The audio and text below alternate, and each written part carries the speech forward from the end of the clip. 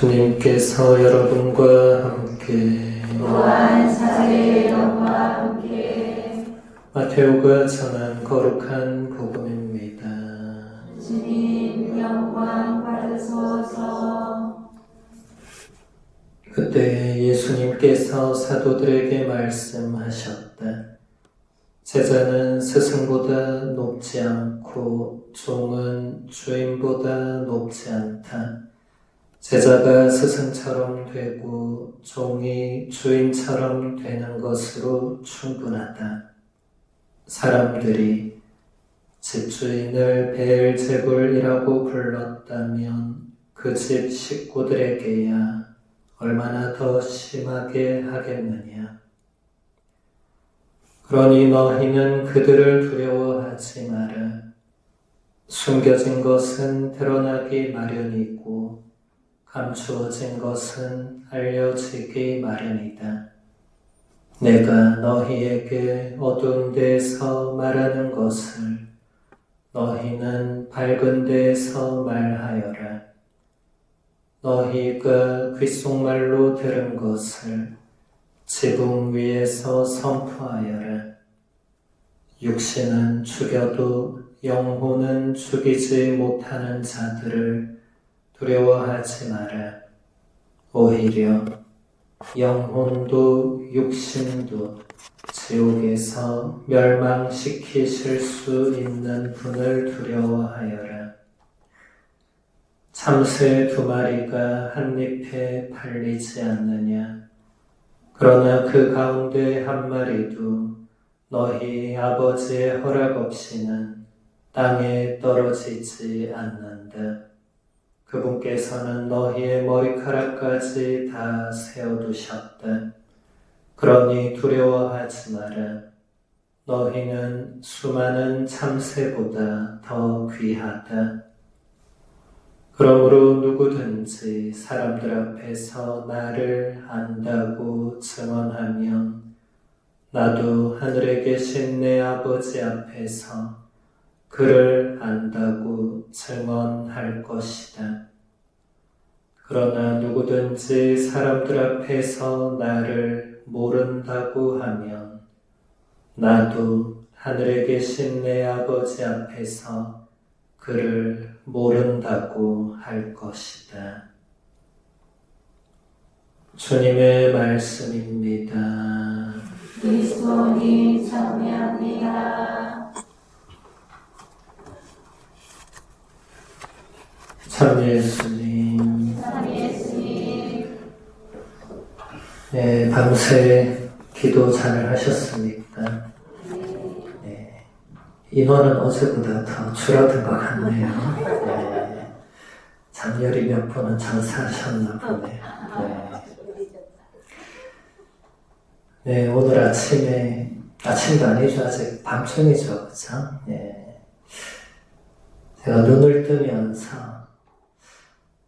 내가 이 시간에 언제 일어났나 이렇게 생각을 해봤거든요. 뭐 화장실 가고 이런 거 말고 신학생 때 진짜 오래전이죠.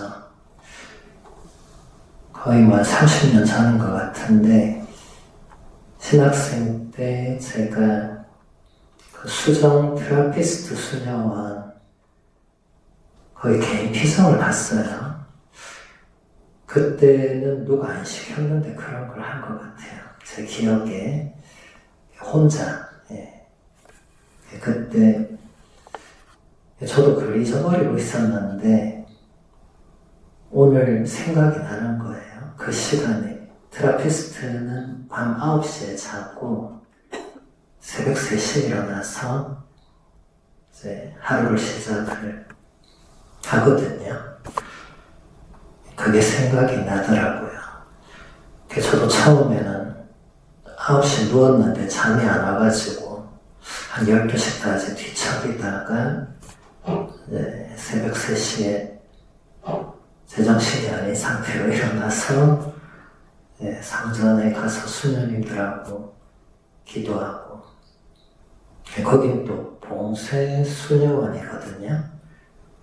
봉쇄수녀원은 뭐 가보신 분은 아시겠지만 수녀님들이 이렇게 같이 안 계시고 저쪽에 있어요. 저쪽에 이렇게 또 쇠창살이 있고 수녀님들은 저쪽에 안 보이는데 계시고, 그러니까 갔더니 미사는 저하고 시부이가 둘만 마주 보고 있는 거예요. 수녀님들은 저쪽에 있으니까.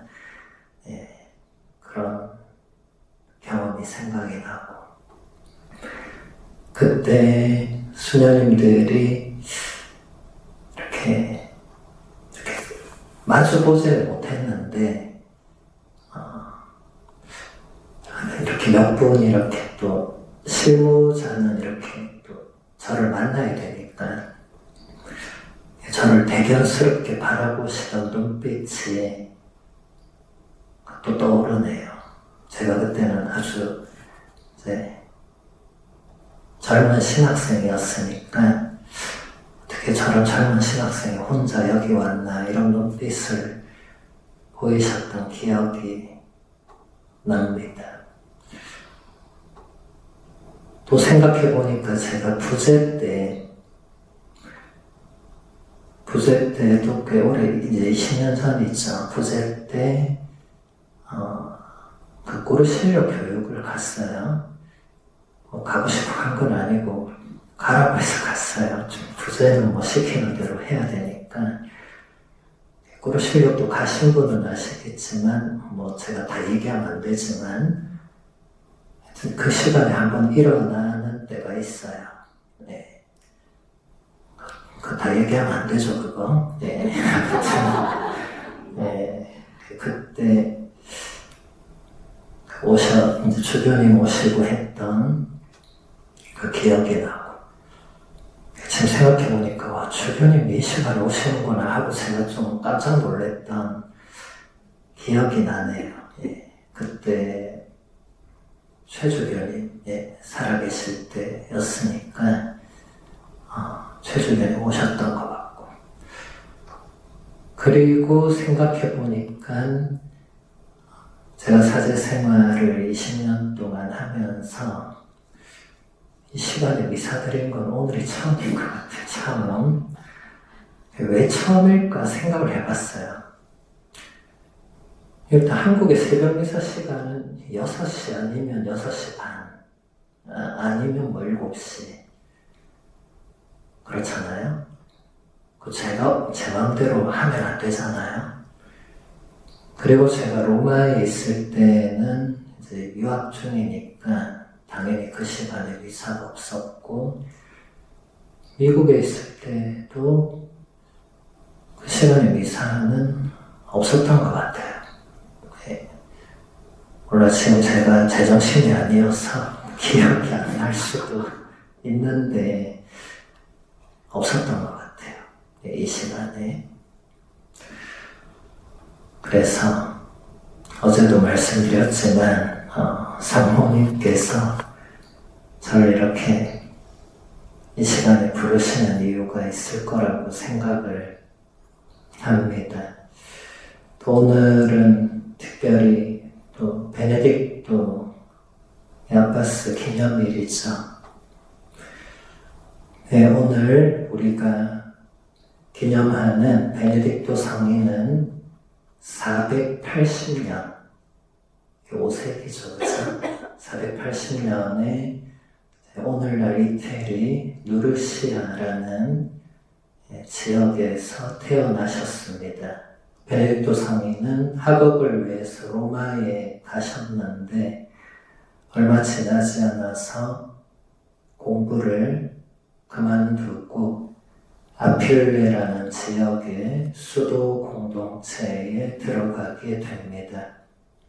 이 지역에 있는 수비아코의 한 동굴에서 여러 해 동안 은수 생활을 하셨고, 그 후에 주변의 은수자들을 모아서 공동 수도 생활을 하기 시작합니다. 이 공동 생활은 오래지 않아서 12개의 작은 수도원으로 성장하게 됩니다. 529년에 성인은 몇몇 동료들과 함께 몬테카시노로 가서 수도원을 설립했는데 이 수도원은 그 후에 아주 오랜 기간 동안 서방 모든 수도회의 모범이 됩니다. 베네딕토 성인은 547년에 하늘나라로 떠나신 것으로 추정됩니다.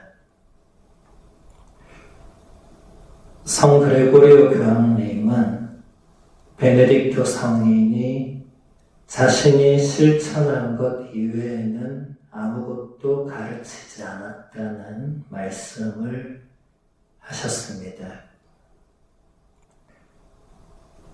그 말씀 그대로 베네딕토 성인은 본인이 가르친 것 이외에 다른 삶을 살지 않았습니다. 그래서 성인이 저술한 성 베네딕토 수도 규칙은 후대의 여러 수도회와 수많은 사람들에게 영적인 빛을 비추어 주었을 뿐만 아니라 서방 교회의 아버지로 불리는 베네딕토 성인을 밝게 비추어 주고 있습니다. 오늘날까지 우리에게 전해지고 있는 이 수도 규칙은 베네딕토 성인의 삶과 정신을 그대로 담고 있습니다. 네, 한국말로도 번역된 규칙서가 있죠. 이영 아빠 스님이 하셨던 예전 번역도 있고 또 허성석 신도님께서 또 새로 번역하신 것도 있습니다. 원하시는 분들은 얼마든지 구입해서 보실 수 있죠. 규칙서의 머릿말을 보면 베네딕토 성인은 이렇게 권고합니다. 나의 아들아, 스승의 가르침을 듣고 너의 마음의 귀를 기울여라. 자비로운 아버지의 권고를 기꺼이 받아들이고 온전히 실천하여라. 그렇게 하면 네가 게으름으로 순종하지 않아서 멀어진 하느님께 순종의 수고를 통하여 다시 돌아갈 수 있다. 어떤 좋은 일을 시작할 때마다 주님께서 그 일을 완성하시도록 무엇보다도 먼저 지속적으로 청하여라. 그러면 은총으로 우리를 당신 자녀들의 반열에 들게 하신 분께서 우리의 악한 행실 때문에 슬픔을 겪으시는 일이 결코 없을 것이다.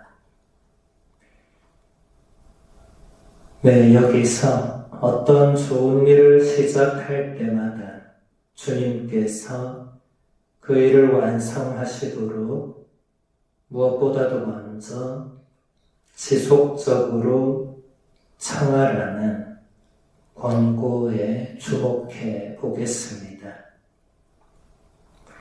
지속적으로 청하라는 것은 이제 한글 번역이 있죠.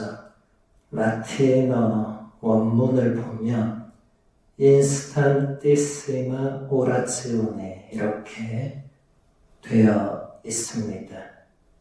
제 라틴어 인스탄스라는 단어는 동사 인스타레의 현재 분사 형용사인데 간절한, 끊임없는, 끈기 있는 등등 그런 성격의 의미로 번역할 수 있습니다.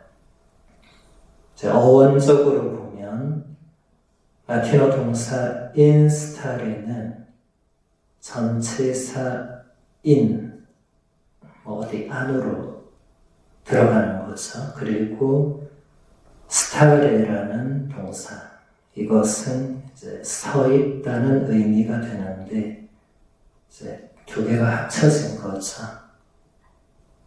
그러니까 상대방 바로 앞에 바짝 붙어 서서 물러서지 않고 계속 요구하거나 밀어붙이는 그런 모습이 담겨 있죠.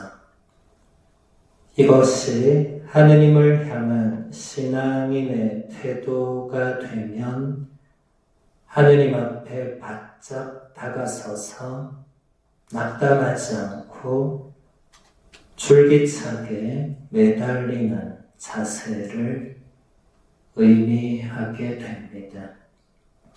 창세기에 보면 야곱이 밤새 하느님과 씨름을 하죠. 그것을 떠올려 보시면 도움이 될 것입니다. 베네딕토 규칙서 노린말의 라틴어 원문은 인스탄스라는 단어의 최상급인 인스탄티시마 그리고 명사 오라츠요, 이것은 기도가 됩니다. 우리말은 사실 비교급, 최상급이라는 게 없죠, 미리 말하면은. 그런데 서방 언어는 이제 형용사는 비교급과 최상급이 있습니다. 여기서는 이제 최상급이 쓰였으니까 직역을 해보면 가장 간절한 기도 혹은 가장 끊임없이 다그치는 기도를 하라, 그렇게 되겠죠. 그리고 이 표현 앞에 사용된 구절은 어떤 좋은 일을 시작할 때마다 주님께서 그 일을 완성하시도록 그렇게 하라. 이 구절은 사도 바오로의 필리피서 말씀을 떠올리게 합니다. 바오로 사도는 이렇게 말합니다. 여러분 가운데서 좋은 일을 시작하신 분께서 그리스도 예수님의 날까지 그 일을 완성하시리라고 나는 확신합니다. 그러니까 베네딕토 성인은 이 구절의 영감을 받아서 규칙성 어린말에 이 구절을 인용한 거죠. 바오로 사도의 이 성경 구절은 사제, 서품, 예식 때 순명서약에서 마지막으로 사용됩니다. 주교님은 서품 후보자에게 이렇게 물으십니다. 그대는 나와 나의 후임자에게 존경과 순명을 서약합니까? 수품자는 예, 서약합니다. 이렇게 대답하죠. 안 하면 품을 안 줄 거니까 당연히 대답을 해야 되겠죠. 아주 큰 목소리로. 그러면 주교님은 이렇게 말씀하십니다. 하느님께서 그대 안에서 좋은 일을 시작하셨으니 친히 그 일을 완성해 주실 것입니다. 새로 서품을 받는 사제가 한평생 순명하면서 살겠다고 서약을 하지만 인간의 나약함으로는 그 서약을 온전히 지킬 수 없다는 것을 교회는 잘 알고 있습니다. 수도자도 마찬가지겠죠. 따라서 주교님은 이 기도를 통하여 이 좋은 일, 곧 사제 성소를 시작하신 분이 하느님이시니 사제 생활을 완수하게 하시는 분도 하느님이시라는 은총의 우선성을 선언하시면서 수품자를 격려하는 것입니다. 사제서품뿐만 아니라 하느님께서는 언제나 우리 안에서 좋은 일을 시작하시고 또 그 일을 완성해 주시는 분이십니다.